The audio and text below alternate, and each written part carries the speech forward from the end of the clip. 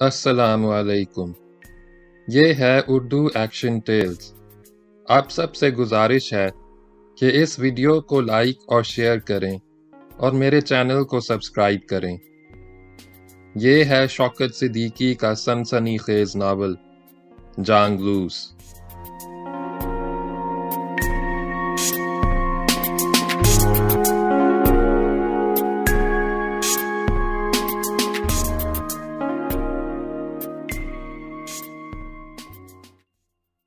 बाब नंबर 6 का 5वां हिस्सा।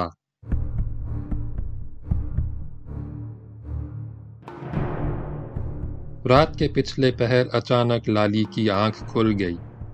वो उठकर बिस्तर पर बैठ गया। कमरे के दरवाजे के सामने देवर हस्बे मामूल अपनी चारपाई पर लेटा था। वो आहिस्ता आहिस्ता कराह रहा था। लाली कुछ देर खामोश बैठा रहा, मगर जब देवर मुसलसल कराहता रहा तो वो उठकर उसके पास गया।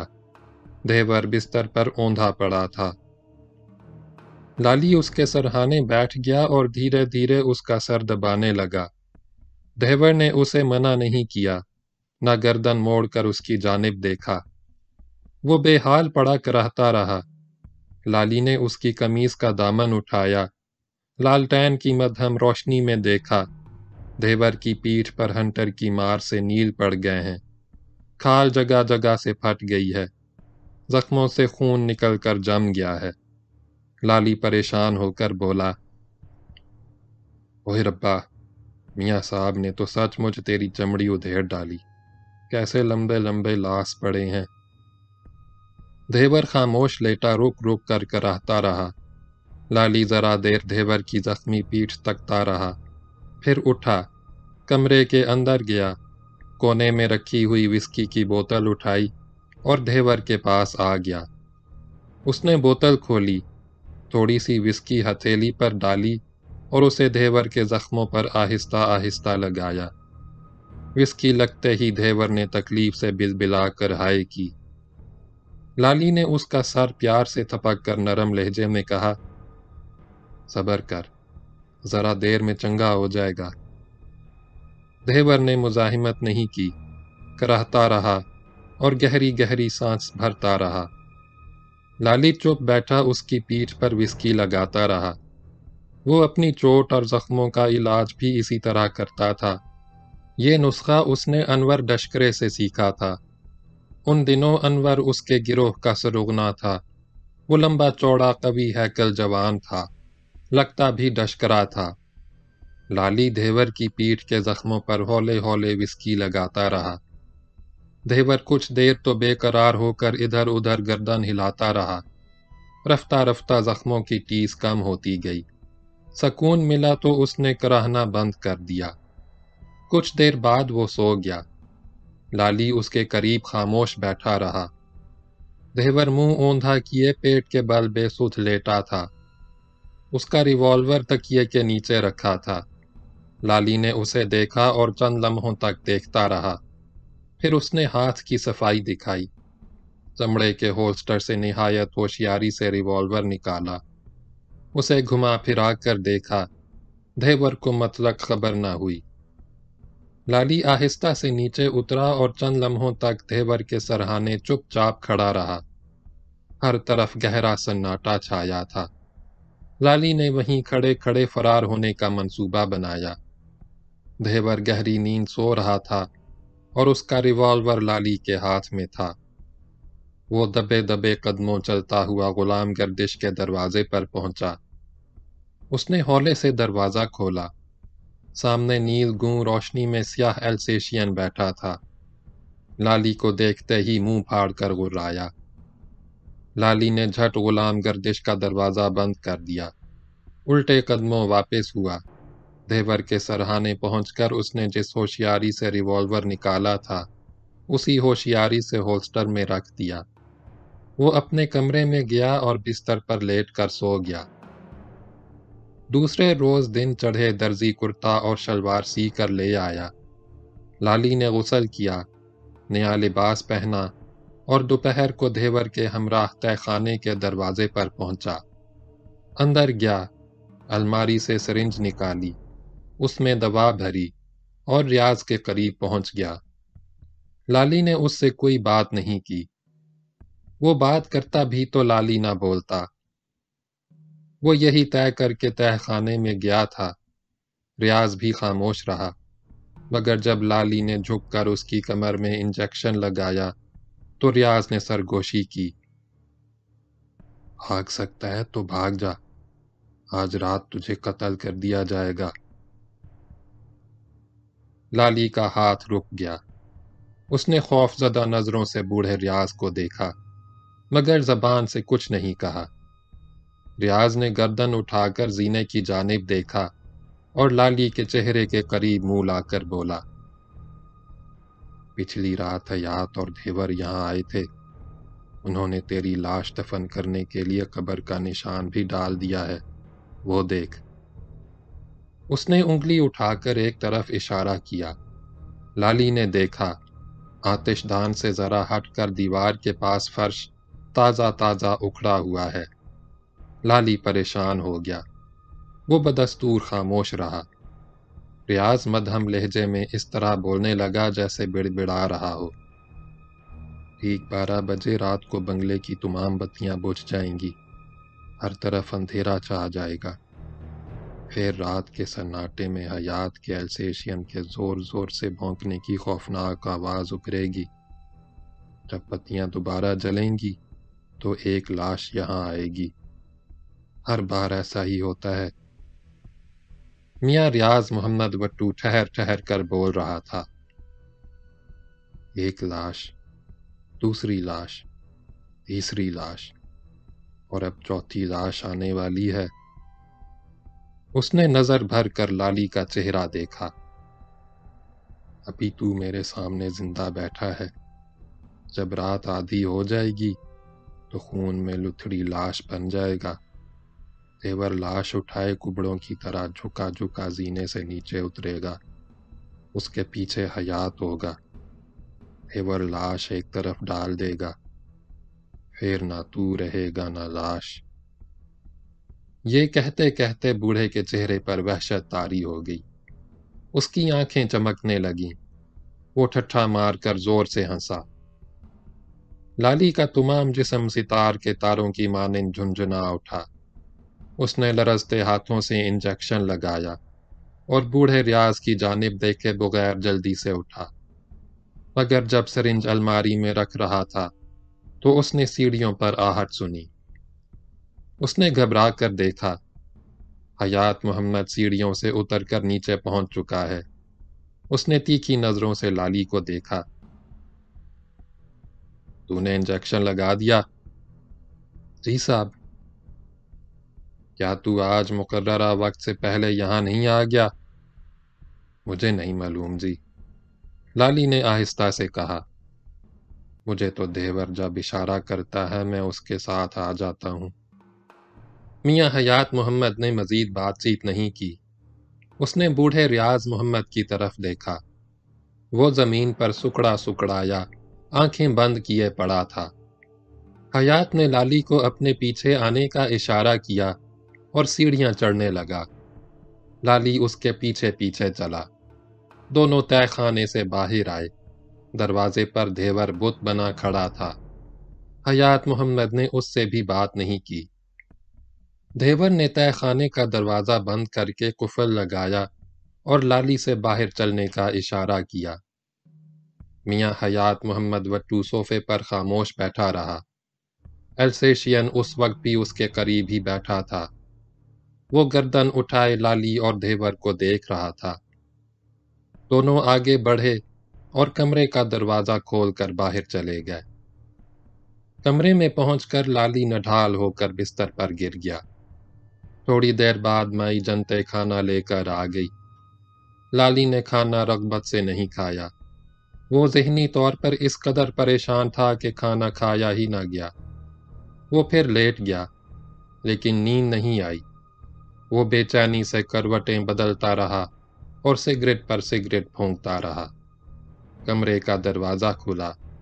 اس نے جتنی بار باہر نظر ڈالی، ہر بار دیور کو اسٹول پر بیٹھے ہوئے پایا۔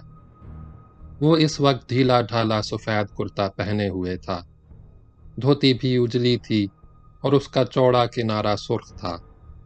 کندھے پر پرنا پڑا تھا جس سے وہ بار بار منہ پونچھتا۔ پیروں میں نئی گامے شاہی جوتی تھی، بالوں میں تیل پڑا تھا اور بیٹ سے مانگ نکال کر لمبے لمبے پٹے قاعدے سے جمائے گئے تھے۔ وہ خوب بن سنور کر بیٹھا تھا۔ لالی اسے دیکھتا تو وحشت ہوتی، بے چینی بڑھ جاتی۔ دن اسی بے چینی میں گزر گیا۔ سورج غروب ہو گیا، کمرے میں شام کا دھندلکا پھیلنے لگا۔ دھیور نے لالٹین روشن کی، لالی کے کمرے میں آیا، مگر اس نے لالی سے نظر نہ ملائی، چپ چاپ لالٹین رکھ کر چلا گیا۔ لالی دیوار سے سر ٹکائے چارپائی پر خاموش بیٹھا رہا۔ اندھیرا بڑھتا گیا، رات ہو گئی۔ مائی جنتے کھانا لے کر آئی اور لالی کے سامنے رکھ کر ہوا کے جھونکے کی مانند باہر چلی گئی۔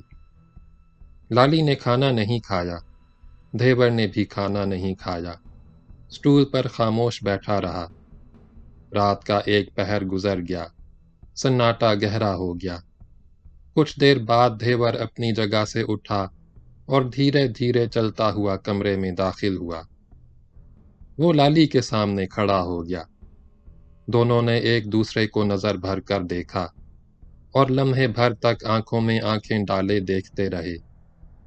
دھیور نے مڑ کر دروازے کی جانب دیکھا اور بڑھ کر دروازہ بند کر دیا۔ لالی چارپائی سے نیچے اترا، مگر دھیور اس کے پاس نہ آیا۔ اس نے جھک کر وسکی کی بوتل اٹھائی، اسے کھولا اور منہ سے لگا کر گٹا گٹ کئی گھونٹ چڑھا گیا۔ اس نے بوتل لالی کی طرف بڑھا دی۔ لالی نے بوتل ہاتھ میں لے لی۔ وہ کچھ دیر بوتل ہاتھ میں لیے خاموش کھڑا رہا۔ پھر اس نے بھی بوتل منہ سے لگائی اور تھوڑی سی وسکی پی کر بوتل دھیور کو واپس دے دی۔ انہوں نے کھڑے کھڑے بوتل خالی کر دی۔ دھیور دیسی شراب کا ادھا بھی اٹھا لایا۔ دونوں فرش پر بیٹھ کر پینے لگے۔ ادھا بھی خالی ہو گیا۔ وسکی اور ٹھرے نے مل کر نشے کو کریلا اور نیم چڑھا بنا دیا۔ لالی نے کھانا اٹھا کر دھیور کے سامنے رکھ دیا۔ دونوں کھانا کھانے لگے۔ کھانا کھاتے کھاتے نہ جانے کیا سوچ کر دھیور بطخ کی طرح کیں کیں کر کے ہنسنے لگا۔ لالی نے خمار آلود نظروں سے دھیور کو دیکھا اور وہ بھی ہنسنے لگا اور ہنستے ہنستے بولا، ہنس لے پیارے، ہنس لے، مینوں پتہ ہے تو کیوں ہنس رہا ہے۔ دھیور نے گردن اونچی کی، لالی کو چبھتی ہوئی نظروں سے دیکھا۔ لالی ایک دم سنجیدہ ہو گیا۔ اس نے انگلیوں میں دبا ہوا نوالا پلیٹ میں ڈال دیا، اونچی آواز سے بولا، تو مجھے قتل کرنا چاہتا ہے؟ بوڑھے ریاض نے مجھے یہی بتایا ہے، کیا یہ سچ ہے؟ دھیور نے اس کی بات سن کر کسی رد عمل کا اظہار نہ کیا، نظریں نیچی کر کے کھانا کھانے لگا۔ لالی کہتا رہا، تو مجھے کیوں قتل کرنا چاہتا ہے؟ مجھے نہیں معلوم، پر تجھے یہ ضرور بتا دینا چاہتا ہوں، میں چاہتا تو کل رات تجھے قتل کر دیتا۔ میں نے تیرا پستول نکال لیا تھا، پھر جیسے نکالا تھا ویسے ہی اسے رکھ بھی دیا، تجھے بالکل پتہ نہیں چلا، تو بے خبر سو رہا تھا۔ دھیور نے نظریں اٹھا کر لالی کو دیکھا، اس کی آنکھوں میں حیرت تھی۔ دیکھ کیا رہا ہے؟ میں بالکل سچ کہہ رہا ہوں۔ لالی نے ہلکا سا قہقہا لگایا، نشے کی جھونک میں جھوم کر بولا، پر یار، میں تجھے کیسے قتل کرتا؟ تجھ پر مجھے غصہ ہی نہیں آیا۔ جب تک غصہ نہ آئے کوئی کسی کو کیسے قتل کر سکتا ہے؟ کبھی تو نے یہ بات سوچی؟ پر تو سوچتا ہی کب ہے؟ لالی ہنسنے لگا۔ دھیور نے کھانا چھوڑ دیا اور اٹھ کر کھڑا ہو گیا۔ لالی نے اسے ٹوکا، میری بات تو سن، لیکن دھیور نے اس کی جانب مڑ کر بھی نہ دیکھا۔ وہ کمرے سے باہر نکلا اور اندھیرے میں غائب ہو گیا۔ لالی دیر تک بیٹھا اس کا انتظار کرتا رہا، مگر وہ واپس نہیں آیا۔ لالی اٹھ کر دروازے تک گیا، اس نے گردن باہر نکال کر دھیور کے کمرے میں دیکھا۔ دھیور وہاں بھی نہیں تھا، نہ جانے کہاں چلا گیا تھا۔ لالی کھڑکی کے قریب جا کر کھڑا ہو گیا۔ باہر گھپ اندھیرا تھا اور لالی کے ذہن میں بہت سی بتیاں جل رہی تھیں، بجھ رہی تھیں۔ تیز نشے کا ریلا سمندر کی سرکش موجوں کے مانند بار بار امٹتا اور جھاگ بن کر بکھر جاتا۔ ایک بار زور کا ریلا آیا۔ لالی نے لڑکھڑا کر کھڑکی کی سولاخیں دونوں ہاتھوں سے تھام لیں، انہیں پوری قوت سے کھینچا۔ کئی بار زور آزمائی کی مگر سولاخیں نہیں ہلیں۔ لالی ہانپنے لگا اور جھومتے ہوئے بستر پر جا کر دراز ہو گیا، لیکن قرار نہ آیا۔ وہ اٹھ کر بیٹھ گیا۔ دھیور ابھی تک غائب تھا۔ وقت قطرہ قطرہ بن کر رات کے سناٹے میں تحلیل ہوتا گیا۔ لالی نے کلائی پر بندھی ہوئی گھڑی دیکھی، 11 بج رہے تھے۔ یہ تہہ خانے میں جانے اور انجیکشن لگانے کا وقت تھا۔ لالی اٹھ کر کمرے سے باہر آ گیا۔ اب دھیور کو واپس آ جانا چاہیے تھا۔ کئی منٹ گزر گئے، دھیور نہیں آیا۔ لالی برآمدے میں خاموش کھڑا رہا اور وہیں کھڑے کھڑے اس نے بنگلے سے فرار ہونے کا ایک بار پھر تہیہ کیا۔ وہ اس راہداری کی جانب بڑھا جس سے گزر کر وہ کچھ عرصہ قبل دھیور کے ہمراہ باغ میں پہنچا تھا۔ راہداری میں اندھیرا تھا۔ لالی لڑکھڑاتے قدموں سے آگے بڑھتا گیا اور دیوار کا سہارا لیتا ہوا دروازے تک پہنچ گیا۔ اس نے ہاتھوں سے ٹٹول کر دیکھا کہ دروازہ بند ہے۔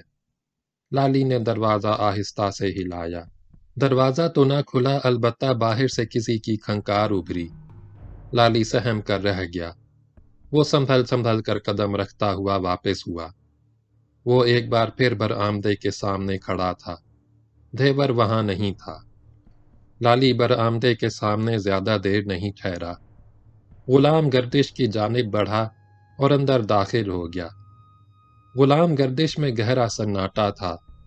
وہ اس کمرے کے دروازے پر پہنچ گیا جس میں داخل ہو کر تہہ خانے میں جاتا تھا۔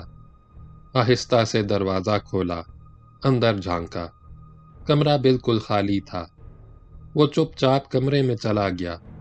اسے یہ دیکھ کر تعجب ہوا کہ تہہ خانے کا دروازہ کھلا ہے۔ وہ کھلے دروازے کو ٹک ٹکی باندھے دیکھتا رہا، پھر جھومتا جھامتا اندر داخل ہو گیا۔ زینے سے نیچے اتر کر اس نے دیکھا بوڑھا ریاض محمد وٹو دھندلی روشنی میں فرش پر لیٹا ہے۔ لالی نے الماری سے سرنج نکالی اور انجیکشن لگانے کے لیے ریاض کے قریب پہنچ گیا۔ ریاض چت لیٹا تھا اور پھٹی پھٹی آنکھوں سے چھت تک رہا تھا۔ اس کا منہ کھلا تھا، زبان باہر نکلی ہوئی تھی۔ ایک کان اور رخسار کا نچلا حصہ خون سے لت پت تھا۔ فرش پر بھی خون پھیلا تھا۔ زنجیر اور اس میں لگے ہوئے لوہے کے گولے پر بھی گاڑھا گاڑھا خون تھا۔ لالی نے گھبرا کر میاں ریاض محمد کو جھنجھوڑا۔ اس کی گردن ایک طرف ڈھلک گئی۔ لالی کو ایسا محسوس ہوا جیسے بچھو نے ڈنک مار دیا۔ اسے اپنے چاروں طرف خطرہ منڈلاتا محسوس ہوا۔ وہ سرنج وہیں چھوڑ کر گھبرایا ہوا تیزی سے زینے کی جانب لپکا، سیڑھیاں چڑھ کر اوپر پہنچا، دروازے سے گزر کر باہر آیا۔ کمرہ ابھی تک خالی تھا۔ لالی جلدی سے کمرے کا دروازہ کھول کر غلام گردش میں پہنچ گیا۔ دیوار گیریوں کی ہلکی ہلکی روشنی میں ہر چیز اونگتی ہوئی نظر آتی تھی۔ غلام گردش کے آخری سرے پر ہال کا دروازہ تھا۔ دروازے کے شیشوں سے ہال کی روشنی جھلک رہی تھی۔ ہال بالکل خالی تھا۔ غلام گردش میں کئی دروازے کھلتے تھے، ان پر خوش رنگ پردے پڑے تھے۔ لالی نے گھڑی دیکھی، 12 بجنے میں 3 منٹ باقی تھے۔ لالی بدحواس ہو گیا۔ اسے ایسا محسوس ہوا کہ دھیور اس کی گھات میں کہیں قریب ہی چھپا بیٹھا ہے۔ ذرا دیر میں بتیاں بجھ جائیں گی اور دھیور اندھیرے میں کسی دروازے سے نکل کر اس پر تیندوے کی طرح جھپٹے گا۔ لالی نے خوف زدہ نظروں سے ادھر ادھر دیکھا۔ چھپنے کی کہیں گنجائش نہیں تھی۔ فرار ہونے کے لیے ہال سے گزرنا ضروری تھا۔ اس نے سوچا جب روشنیاں گل ہو جائیں گی تو وہ اندھیرے میں ہال کے اندر داخل ہو جائے گا اور بنگلے سے نکل کر چار دیواری تک پہنچ جائے گا۔ چار دیواری پھاندنا اس کے لیے دشوار نہ تھا، مگر اندھیرا ہونے سے پہلے ہی اسے ہال کے دروازے تک پہنچ جانا چاہیے۔ وہ آہستہ آہستہ ہال کی جانب بڑھنے لگا، قریب اور قریب ہوتا گیا، مگر جب ہال کے دروازے سے چند قدم کے فاصلے پر تھا تو اس نے دیکھا حیات محمد وٹو ہال میں داخل ہو رہا ہے۔ اس کے ہمراہ کوئی اور بھی تھا۔ لالی نے دروازے کے شیشوں سے دونوں کی ہلکی سی جھلک دیکھی۔ وہ خوف سے لرز کر رہ گیا، جلدی سے مڑا۔ غلام گردش خاصی طویل تھی۔ وہ غلام گردش سے باہر نکلنے کی کوشش کرتا تو حیات محمد اسے دور ہی سے دیکھ لیتا۔ اس نے گھبرا کر چاہا کہ کوئی دروازہ کھول کر اندر چلا جائے۔ اس نے ایک دروازہ کھولنے کی کوشش کی، مگر وہ اندر سے بند تھا۔ لالی لپک کر دوسرے دروازے پر پہنچا، وہ بھی بند تھا۔ لالی دیوار سے لگا لگا آگے بڑھا۔ اس نے مڑ کر ہال کی جانب دیکھا۔ میاں حیات محمد وٹو دروازے کے قریب پہنچ چکا تھا۔ لالی نے سراسیمہ ہو کر ادھر ادھر دیکھا اور جو دروازہ قریب ترین پایا اس کے پردے کے پیچھے دبک گیا۔ اس نے آہستہ سے دروازے کا ہینڈل گھمایا، دروازہ کھل گیا۔ لالی جھٹ اندر چلا گیا اور دروازے کے قریب ہی کھڑا ہو گیا۔ یہ خواب گاہ تھی، نہایت نفاست سے آراستہ کی گئی تھی۔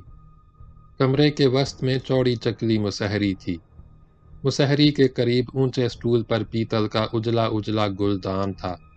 اس میں گلاب کے سفید اور گہرے سرخ پھول تھے۔ مسہری سے ذرا ہٹ کر صوفہ سیٹ کرینے سے رکھا تھا۔ دروازوں پر جھلملاتے ہوئے ریشمی پردے تھے۔ کمرہ خاصا کشادہ تھا اور ہلکی ہلکی خوشبو سے مہک رہا تھا۔ کمرے میں گہرا سبز بلب روشن تھا۔ لالی دروازے کے قریب سہما ہوا کھڑا تھا اور رک رک کر سانس لے رہا تھا۔ باہر غلام گردش میں قدموں کی آہٹ ابھر رہی تھی اور رفتہ رفتہ قریب آتی جا رہی تھی۔ دھب دھب دھب، آہٹ دروازے کے قریب پہنچ کر رک گئی۔ لالی کا بے قرار دل دھڑکتے دھڑکتے پل بھر کے لیے ٹھہر گیا۔ اس نے چاہا کہ لپک کر مسہری کے نیچے دبک جائے، مگر فوری طور پر مسہری تک پہنچنے کی گنجائش نہ تھی۔ وہ دروازے سے ہٹ کر ایک کونے میں دیوار سے چمٹ کر کھڑا ہو گیا۔ دروازہ آہستہ سے کھلا۔ لالی نے سہمی ہوئی نظروں سے دیکھا۔ میاں حیات محمد خان کمرے میں داخل ہوا۔ اس کے ساتھ ایک عورت بھی تھی۔ وہ سفید ساڑی باندھے ہوئے تھی۔ اس کے داخل ہوتے ہی تیز خوشبو کا جھونکا آیا۔ حیات نے ہاتھ بڑھا کر دروازے کی چٹخنی چڑھا دی اور یہ کہتا ہوا عورت کے قریب پہنچ گیا، ناصرہ، تمہارے بغیر یہ کمرہ کتنا ویران ویران لگتا ہے۔ حیات محمد نے اس کی کمر میں ہاتھ ڈالا اور اسے سمیٹ کر اپنے قریب کر لیا۔ ناصرہ نے کوئی مزاحمت نہیں کی، کھل کھلا کر ہنس پڑی۔ اس نے بڑے ناز سے کہا، ایسی باتیں سوچنے کی تمہیں فرصت مل جاتی ہے؟ نہیں جانے من، ایسی بات نہیں ہے، کبھی کبھی تو تم شدت سے یاد آتی ہو۔ میاں حیات محمد نے گہری سانس بھری۔ جب تم آ جاتی ہو تو ایسا محسوس ہوتا جیسے ویرانے میں چپکے سے بہار آ جائے۔ آج کچھ زیادہ ہی مہربان نظر آ رہے ہو۔ ناصرہ نے ہلکا قہقہا لگایا۔ بات کیا ہے؟ میں تمہارا ہی انتظار کر رہا تھا۔ حیات محمد وٹو صوفے پر بیٹھ گیا۔ اس نے بڑے پیار سے ناصرہ کو اپنے پہلو میں بٹھایا، بازو کے حلقے میں لے کر اس کا سر اپنے سینے سے لگا لیا اور اس کے بال انگلیوں سے آہستہ آہستہ سہلانے لگا۔ چند لمحے خاموش بیٹھا رہا، پھر اس نے کہا، کل رات بنگلے میں بڑی شاندار پارٹی ہے اور تم تو اس پارٹی میں جانے محفل ہوگی، میں تو صرف میزبان ہوں گا۔ ناصرہ نے اپنا چہرہ اوپر اٹھاتے ہوئے کسی قدر بیزاری سے کہا، میں سمجھتی ہوں میرا اس میں موجود ہونا ضروری نہیں۔ جانے من، پہلے میری بات تو سن لو۔ حیات محمد نے اسے پھر سینے سے لگایا۔ یہ پارٹی میں نے ایک MCA کے اعزاز میں دی ہے۔ دستور ساز اسمبلی میں اس نے اپنا تگڑا گروپ بنا لیا ہے۔ تم تو اسے جانتی بھی ہو۔ میرا مطلب ہے، ناصرہ اس کی بات کاٹ کر بولی، میں اسے اچھی طرح جانتی ہوں۔ عورتوں سے باتیں کرتے ہوئے تم نے کبھی اس کے چہرے اور آنکھوں کو دیکھا ہے؟ مجھے تو اس کی صورت دیکھ کر وحشت ہوتی ہے۔ کاکٹیل پارٹی ہوگی، تم شری پیتی رہنا۔ میں نے سیلیبریشن کریم اور ڈرائی فلائی پچھلے ہی دنوں منگوائی ہے، دونوں ہی اعلیٰ درجے کی شری ہیں۔ وہ زیر لب مسکرایا۔ پھر کوئی وحشت دہشت نہیں رہے گی۔ اس نے ہولے ہولے ناصرہ کا رخسار تھپ تھپایا۔ جانے من، مجھے اس کے گروپ کے ووٹوں کی شدید ضرورت ہے۔ کسی کو مرکزی وزیر بنوانا ہوگا۔ بالکل ٹھیک سمجھی تم۔ حیات نے ہلکا کہا لگایا۔ اب تو تم سیاست کو پوری طرح سمجھنے لگی ہو۔ نہیں حیات، اپنی اس گندی سیاست میں مجھے نہ گھسیٹو۔ ناصرہ نے کسی قدر عاجزی سے کہا۔ تم جو چاہتے ہو اب وہ مجھ سے نہیں ہوگا۔ میں تمہاری اس سیاست سے اتنی عاجز آ چکی ہوں کہ مجھے خود اپنے وجود سے نفرت ہونے لگی ہے۔ کبھی کبھی سوچتی ہوں کہ مجھ میں اور ایک… حیات نے محبت سے اس کے منہ پر ہاتھ رکھ دیا۔ فضول باتیں نہ کرو۔ اس کے لہجے میں تیکھا پن تھا۔ تم 2-3 روز یہاں رہو گی اور پارٹی میں بھی شریک ہوگی۔ اس نے قدرے تأمل کیا، پھر ناصرہ کے ہونٹ چوم کر بولا، ناصرہ میری جان، مجھے یہ کام ضرور کرنا ہے اور تم اس میں میری مدد کرو گی۔ یوں سمجھ لو وہ مرکزی وزیر بن گیا تو حکومت میں اپنی پوزیشن بہت مضبوط ہو جائے گی۔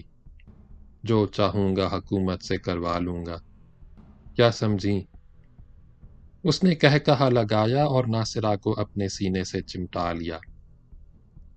ناصرہ اس کے پہلو میں اس طرح دبکی بیٹھی تھی کہ اس کا چہرہ نظر نہیں آ رہا تھا۔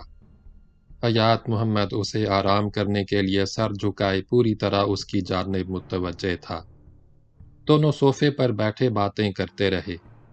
لالی خوف زدہ نظروں سے انہیں دیکھتا رہا۔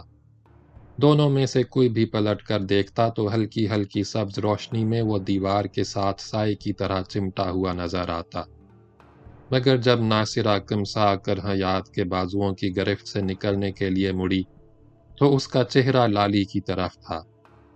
عین اس وقت خوابگاہ کا سبز بلب بجھ گیا۔ ناصرہ کے ہونٹوں سے ہلکی سی چیخ نکلی، پھر اندھیرے میں حیات کی آواز ابھری، معلوم ہوتا ہے جنریٹر میں پھر گڑبڑ ہو گئی۔ چند لمحے خاموشی رہی، پھر ناصرہ کی تھر تھراتی ہوئی آواز ابھری، آدھی رات کو جب اس طرح بلیک آؤٹ ہو جائے تو یہ بنگلہ کتنا خوفناک لگتا ہے۔ ہر طرف موت کی آہٹ سنائی دیتی ہے۔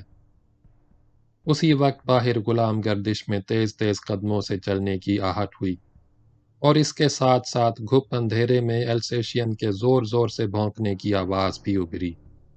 ناصرہ نے خوف زدہ لہجے میں کہا، یہ خوفناک آوازیں سن رہے ہو؟ یہ سب کیا ہے حیات؟ موت کا یہ کھیل کب تک چلتا رہے گا؟ آج کون؟ حیات نے اس کی بات کاٹ کر اونچی آواز سے کہا، خواہ مخواہ کی باتیں نہ کرو، ذرا دیر میں روشنی ہو جائے گی۔ میں تو کل صبح تمہارے پاس آنے ہی والا تھا، مگر تم اتنی رات گئے اچانک کیسے آ گئیں؟ میں موت کا کھیل دیکھنے نہیں آئی تھی، تمہیں یہ بتانے آئی تھی کہ نیاز کل رات کیلیفورنیا سے واپس آ گیا ہے۔ حیات کی گھبرائی ہوئی آواز سنائی دی، نیاز واپس آ گیا؟ نہیں، ایسا نہیں ہو سکتا۔ وہ کیسے واپس آ سکتا ہے؟ میں تم سے غلط نہیں کہہ رہی ہوں۔ کہاں ہے وہ؟ یہاں کیوں نہیں آیا؟ لالی دیوار کا سہارا لیتا ہوا دھیرے دھیرے دروازے کی جانب کھسکنے لگا۔ اس نے سنا ناصرہ کہہ رہی تھی۔ نیاز اپنے ماما کے پاس ٹھہرا ہے۔ وہ کچھ رکی۔ اس نے رسان سے بتایا، وہ تمہارے خلاف مقدمہ چلانے کی تیاری کر رہا ہے۔ اس کا مطلب یہ ہوا کہ اسے سب کچھ معلوم ہو گیا؟ نہیں، وہ کچھ نہیں جانتا۔ وہ صرف جائیداد اور زمینداری پر قبضہ کرنا چاہتا ہے، اپنے پیو کی جاگیر کا وارث جو ہوا۔ تمہیں کیسے معلوم ہوا کہ وہ مقدمے کی تیاری کر رہا ہے؟ آج شام وہ میرے پاس آیا تھا۔ حیات غصے سے چیخا، وہ تمہارے پاس کیوں آیا تھا؟ میرا خیال ہے اس کے ساتھ کوئی سمجھوتا ہو سکتا ہے، اس کی باتوں سے ایسا ہی لگتا تھا۔ نہیں، ایسا کبھی نہیں ہو سکتا۔ یہ جاگیر نہ اس کی ہے، نہ اس کے پیو کی، اور نہ وہ کسی طور اس کا وارث ہے۔ حیات تیز لہجے میں بول رہا تھا، میں اسے جاگیر پر قبضہ کرنے کی ہرگز اجازت نہیں دوں گا۔ وہ سمجھتا کیا ہے، میں اس کی لاش بھی یہیں تہہ خانے میں لا کر دبا دوں گا۔ حیات، ناصرہ کے لہجے میں التجا تھی، یہ خطرناک کھیل اب ختم ہو جانا چاہیے۔ بکواس نہ کرو، حیات تل ملا کر بولا، مجھے ایسا محسوس ہوتا ہے تمہی نے اسے بلایا ہے۔ وہ لمحے بھر کے لیے رکا۔ تم نے اسے سب کچھ بتا دیا۔ پاگل نہ بنو، ناصرہ نے شکوہ کرنے کے انداز میں کہا، تمہیں میرے بارے میں اس طرح نہیں سوچنا چاہیے۔ میں تمہاری بیوی ہوں، تمہاری بیٹی مونا کی ماں ہوں، تمہیں مجھ پر اعتماد کرنا چاہیے۔ میں کسی پر اعتماد شیدماد نہیں کرتا۔ مجھے معلوم ہے تم یہاں کس لیے آئی ہو۔ تم میرے خلاف اس سازش میں برابر کی شریک ہو۔ لالی کھسکتا ہوا اب دروازے کے قریب پہنچ چکا تھا۔ اس نے سنا، حیات اندھیرے میں چیخ رہا تھا، میں یہ سازش کامیاب نہیں ہونے دوں گا۔ میں نہ اسے زندہ چھوڑوں گا نہ تجھے۔ اندھیرے میں کسی چیز کے زور سے ٹکرانے کی آواز ابھری، ساتھ ہی ناصرہ کی تیز کراہ سنائی دی۔ چند لمحے خاموشی رہی، پھر صوفے پر گتھم گتھا ہونے کی سرسراہٹیں ابھرنے لگیں۔ لالی نے آنکھیں پھاڑ کر اس طرف دیکھا۔ گھپ اندھیرے میں اسے کچھ نظر نہیں آیا۔ لالی دروازہ کھولنے کے لیے انگلیوں سے چٹخنی ٹٹولنے لگا۔ یکا یک اسے عقب میں ناصرہ کی گھٹی گھٹی آواز سنائی دی۔ وہ گڑ گڑا رہی تھی، نہیں، نہیں، خدا کے لیے نہیں۔ لالی نے ایک بار پھر گردن موڑ کر ادھر نظر ڈالی۔ اسی وقت کمرے کا سبز بلب روشن ہو گیا۔ لالی نے دیکھا، ناصرہ کا سر صوفے کی پشت سے ٹکا ہے۔ حیات دونوں ہاتھوں سے اس کی گردن دبوچے ہوئے تھا۔ ناصرہ کے بال بکھر کر اس کے چہرے پر آ گئے تھے۔ اس کی پھٹی پھٹی آنکھیں لالی کی جانب اٹھی تھیں۔ اس نے لالی کو دیکھا اور اس کی طرف ہاتھ اٹھا کر گھٹی ہوئی آواز میں بولی، وہ۔ حیات نے مڑ کر لالی کی جانب دیکھا۔ ناصرہ کی گردن پر اس کی گرفت ڈھیلی پڑ گئی۔ وہ حیرت زدہ ہو کر بولا، تو ابھی تک زندہ ہے؟ لالی نے کوئی جواب نہیں دیا، خاموش کھڑا رہا۔ حیات نے ڈپٹ کر پوچھا، تو یہاں آ کیسے گیا؟ میں یہ بتانے آیا تھا، آپ کا بھائی میاں ریاض محمد مر گیا۔ حیات بوکھلا گیا۔ نہیں، وہ نہیں مر سکتا۔ وہ کیسے مر سکتا ہے؟ تو جھوٹ بول رہا ہے۔ لالی نے نہایت اعتماد سے کہا، میں بالکل سچ کہہ رہا ہوں۔ حیات سخت بدحواس ہو رہا تھا۔ مگر وہ کیسے مر گیا؟ وہ آہستہ آہستہ بڑبڑانے لگا۔ اس نے وصیت نامے کی دستاویز پر دستخط نہیں کیے، مجھے اپنا وارث نہیں بنایا، اسے ابھی نہیں مرنا چاہیے۔ وہ بے قرار ہو کر بولا، اسے کس نے مار ڈالا؟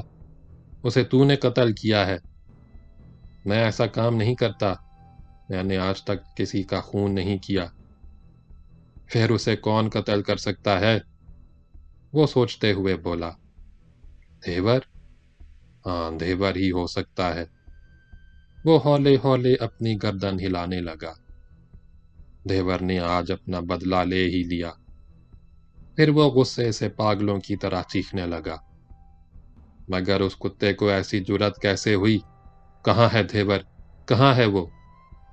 مجھے نہیں پتا۔ ایسا نہیں ہو سکتا، تجھے ضرور پتا ہوگا۔ میاں صاحب، آپ کیسی باتیں کر رہے ہیں؟ میں نے تو یہ پتا ہے، جب 12 بجے سب بتیاں بجھ گئی تھیں، اس وقت آپ کا خونی کتا مجھے چیر پھاڑ کر ختم کر دیتا، میری لاش تہہ خانے میں زمین کھود کر دبا دی جاتی۔ حیات نے خونخوار نظروں سے لالی کو دیکھا اور سر جھکا کر گہری سوچ میں ڈوب گیا۔ اس کی بیوی ناصرہ صوفے پر خاموش بیٹھی تھی۔ اس نے اپنے بکھرے ہوئے بال سمیٹ کر پیچھے کر لیے تھے۔ اس کا حسین چہرہ اجلی چاندنی کی طرح سفید پڑ گیا تھا۔ بڑی بڑی سیاہ آنکھوں میں خوف تھا۔ وہ اپنی لمبی گردن داہنے ہاتھ کی انگلیوں سے بار بار سہلا رہی تھی۔ کمرے کی فضا پر گہرا سکوت طاری تھا۔ لالی نے سکوت توڑا، عاجزی سے بولا، صاحب، میں جسے انجیکشن لگاتا تھا وہ تو مر ہی گیا، ساتھ ہی میری ڈیوٹی بھی ختم ہو گئی۔ وہ گڑ گڑانے لگا۔ اب مجھے بھی چھٹی دے دیجیے، آپ کی مہربانی ہوگی جی۔ نہیں، تو ابھی نہیں جا سکتا، یہاں سے نکلتے ہی گرفتار کر لیا جائے گا۔ لالی نشے کی ترنگ میں تھا، جل کر بولا، گرفتار کر لیا جاؤں گا تو کیا ہوگا؟ جیل ہی تو چلا جاؤں گا، گولی تو نہیں ماری جائے گی۔ تو یہاں کے کئی راز جانتا ہے، میں نہیں چاہتا کہ تو پکڑا جائے اور میرے خلاف قانون کے ہاتھ مضبوط کرے۔ صاحب، کون سا قانون؟ کیسا قانون؟ اب وہ خوف اور دہشت کا خول توڑ کر رفتہ رفتہ باہر نکل رہا تھا۔ قانون تو میرے جیسے چھوٹے آدمی کے لیے ہے۔ میں 3 بار جیل کاٹ چکا ہوں، میں نے تو کسی بڑے آدمی کو اپنی طرح جیل کاٹتے نہیں دیکھا، نہ پھانسی پر چڑھتے دیکھا۔ لالی کھل کر مسکرانے لگا۔ میاں جی، آپ بڑے آدمی ہیں، آپ قانون شنون سے کیوں ڈرتے ہیں؟ آپ کا کوئی کچھ نہیں بگاڑ سکتا۔ اس کا لہجہ نرم پڑ گیا۔ اس نے قسم کھا کر حیات کو مطمئن کرنے کی کوشش کی۔ رب سوں، میں کسی سے کچھ نہیں کہوں گا، میں تو یہاں سے سیدھا رحیمے کے پاس جاؤں گا، اس کے ساتھ آج ہی رات بہت دور نکل جاؤں گا۔ آپ میری بات مان لیں، میں بالکل سچ کہہ رہا ہوں۔ ناصرہ جو اب تک خاموش بیٹھی دونوں کی گفتگو سن رہی تھی، لالی کی حمایت میں بولی، اسے جانے دو حیات، تاکہ میرے خلاف تمہارے ہاتھ چشمدید گواہ آ جائے۔ میاں حیات محمد نے قہر آلود نظروں سے ناصرہ کو دیکھا۔ میں جانتا ہوں تم اس کی سفارش کیوں کر رہی ہو۔ تم میرے بارے میں اتنی بدگمانی میں مبتلا کیوں ہو؟ یہ بدگمانی خود تم نے پیدا کی ہے۔ نیاز کیوں واپس آ گیا؟ وہ کیوں تمہارے پاس گیا؟ میرے پاس کیوں نہیں آیا؟ مجھے کیا معلوم، وہ آہستہ سے بولی۔ حیات محمد نے اونچی آواز سے کہا، مجھے معلوم ہے وہ کیوں واپس آیا اور کیوں تمہارے پاس پہنچا۔ وہ اپنی مونچھوں کی نوکیں انگلیوں سے مروڑنے لگا۔ میرے علاوہ صرف 3 بندے ہیں جو ریاض کے بارے میں سب کچھ جانتے ہیں، مگر وہ بنگلے سے باہر نہیں جا سکتے۔ تم اور صرف تم ہو جو بنگلے سے باہر بھی رہتی ہو۔ یہ راز صرف تمہارے ذریعے نیاز تک پہنچا، مجھے یقین ہے تم ہی نے اسے نیاز تک پہنچایا ہے۔ اوفو، میں تمہیں کیسے سمجھاؤں کہ یہ تمہارا وہم ہے، سراسر وہم ہے۔ ناصرہ نے زج ہو کر کہا، ہرگز نہیں۔ حیات اپنی بات پر اڑا رہا۔ 2 ہفتے پہلے فون پر نیاز سے میری بات ہوئی تھی، اس کا امریکہ سے یہاں آنے کا کوئی ارادہ نہیں تھا۔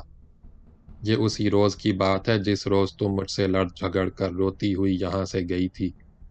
مجھے یاد ہے اس روز تم نے خودکشی کر لینے کی دھمکی بھی دی تھی۔ اس نے ناصرہ کی آنکھوں میں جھانکنے کی کوشش کی۔ اس روز تم غصے سے پاگل ہو رہی تھی۔ تم نے یہاں سے جاتے ہی غصے کی حالت میں نیاز کو خط لکھا اور اسے ساری باتیں بتا دیں۔ تم پاگل ہو گئے ہو، وہ جل کر بولی۔ ریاض کے جسم میں پاگل آدمی کا جراثیم انجیکشنوں کے ذریعے داخل کرتے کرتے خود بھی پاگل ہو گیا ہو۔ حیات کی آنکھیں بھڑکتا شعلہ بن گئیں۔ وہ سانپ کی طرح پھنکارنے لگا۔ اس نے زبان سے ایک لفظ نہیں نکالا۔ ٹک ٹکی باندھے بیوی کو گھورتا رہا، پھر تیزی سے جھپٹا اور اس کا گلا دبوچ لیا۔ وہ بے بسی سے اپنی گردن ادھر ادھر ہلانے لگی۔ لالی ذرا دیر یہ لرزہ خیز منظر دیکھتا رہا۔ اس نے حیات کی طرف بڑھتے ہوئے کہا، میاں صاحب یہ کیا کر رہے ہیں؟ حیات محمد نے اس کی جانب دیکھے بغیر ڈپٹ کر کہا، بکواس نہ کر۔ اس نے بیوی کو نیچے گرا دیا اور دونوں ہاتھوں کی پوری قوت سے اس کا گلا دبانے لگا۔ ساتھ ہی وہ غصے سے بڑبڑاتا رہا، میں یہ ثبوت بھی مٹا دوں گا، میں تجھے زندہ نہیں چھوڑوں گا۔ لالی لپک کر دونوں کے قریب پہنچ گیا۔ ناصرہ صوفے پر بے بس پڑی تھی۔ اس کے لمبے لمبے بال دور تک بکھرے ہوئے تھے، چہرے پر دہشت طاری تھی۔ حیات کی گرفت سخت ہوتی جا رہی تھی۔ ناصرہ آنکھیں پھاڑے بے بسی سے لالی کو دیکھ رہی تھی۔ لالی بے قرار ہو گیا۔ اس نے حیات کا کندھا پکڑ کر کھینچا اور گڑ گڑا کر بولا، صاحب جی اب چھوڑ دیجیے۔ حیات نے پلٹ کر لالی کو دیکھا، غصے سے اس کے منہ پر زور سے تھپڑ مارا۔ ہٹ جا میرے سامنے سے۔ اس نے لالی کو دھکا دیا۔ لالی لڑکھڑا کر گرا۔ اس نے اٹھنا چاہا تو حیات نے اور بھی زیادہ زور سے دھکا دیا۔ اس دفعہ وہ لڑھکتا ہوا میز سے جا کر ٹکرایا۔ میز الٹ گئی اور لالی کے سر پر گری۔ چوٹ ایسی سخت آئی کہ وہ چکرا کر فرش پر ڈھیر ہو گیا۔ نظریں دھندلی پڑ گئیں۔ رفتہ رفتہ اس کی آنکھیں بند ہو گئیں۔ وہ رک رک کر سانس بھرنے لگا۔ ناصرہ نے اٹھ کر بھاگنا چاہا، مگر حیات نے جھپٹ کر اس کی ساڑی کا پلو پکڑ کر زور سے کھینچا۔ ساڑی کھل کر اس کے ہاتھ میں آ گئی۔ اس نے غصے سے ساڑی ایک طرف پھینک دی۔ ناصرہ کے منہ پر تابڑ توڑ کئی تھپڑ مارے۔ پیٹ پر اس زور سے ٹھوکر ماری کہ وہ ڈگمگا کر صوفے پر گر پڑی۔ حیات نے اسے سنبھلنے کا موقع نہ دیا، جھپٹ کر ایک بار پھر اس کی گردن دبوچ لی۔ ناصرہ گلا پھاڑ کر چیخی، نہیں نہیں۔ لالی نے آنکھیں کھول کر دیکھا۔ میاں حیات محمد خان صوفے پر جھکا ہوا تھا۔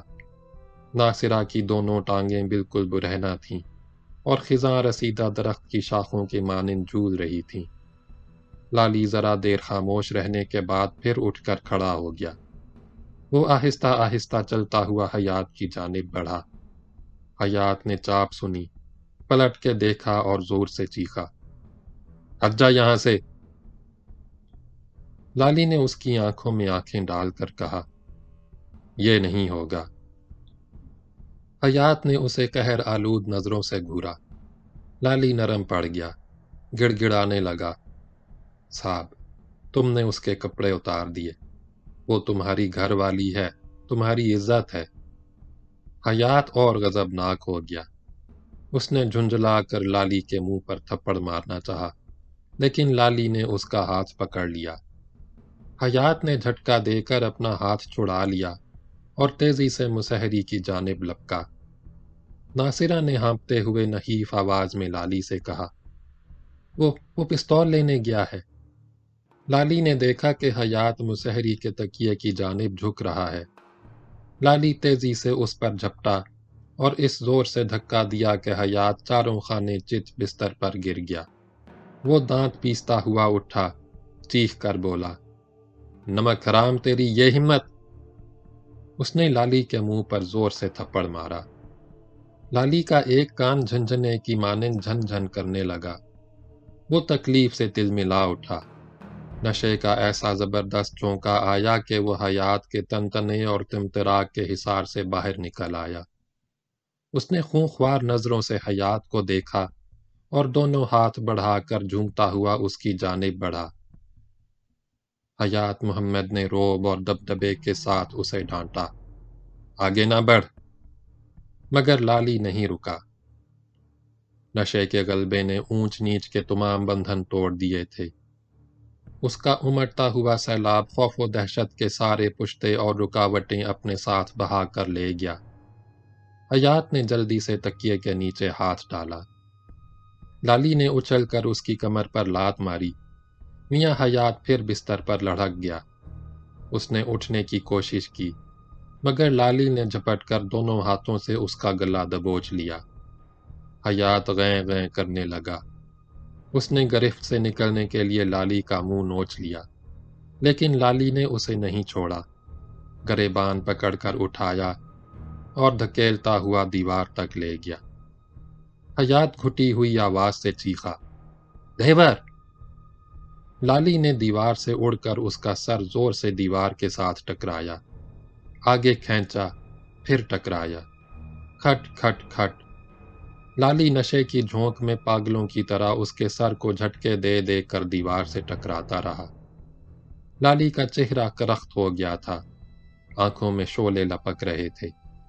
میاں حیات محمد خاں وٹو کے سر سے خون کی دھار نکلی اور پیشانی سے ٹپکتی ہوئی چہرے پر پھیلتی گئی۔ اس کی آنکھیں بند ہو گئیں، گردن لٹک کر ڈگمگانے لگی۔